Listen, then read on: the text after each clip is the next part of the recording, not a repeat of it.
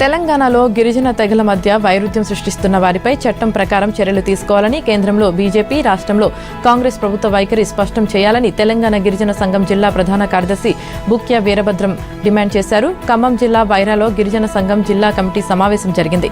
కాంగ్రెస్, బీజేపీలకు చెందిన ప్రజాప్రతినిధులు, భద్రాచలం ఎమ్మెల్యే తెల్లం వెంకట్రావు, ఆదిలాబాద్ మాజీ ఎంపీ సోయం బాపురావు తదితరులు ఎస్టీ జాబితా నుంచి లంబాడీలను తొలగించాలని సుప్రీంకోర్టులో పిటిషన్ దాఖలు చేయడాన్ని తాము తీవ్రంగా ఖండిస్తున్నామని వీరభద్రం తెలిపారు. ఇది రాజ్యాంగ ఉల్లంఘనగా పేర్కొన్న ఆయన వారిపై చట్ట ప్రకారం చర్యలు తీసుకోవాలని డిమాండ్ చేశారు.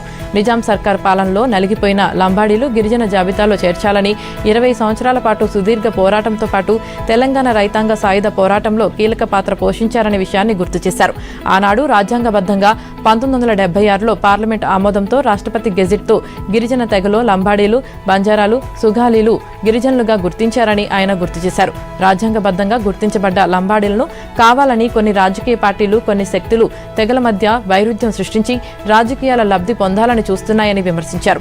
గిరిజన తండాలో గుడేలు, నిరుద్యోగ సమస్య, పోడు భూముల సమస్య, ఐటీడీఏ, కేంద్ర రాష్ట్ర ప్రభుత్వాల నుంచి రావాల్సిన గిరిజన సబ్ ప్లాన్ నిధులు సాధించడం కోసం ఐక్యంగా ఉద్యమించాలని పిలుపునిచ్చారు.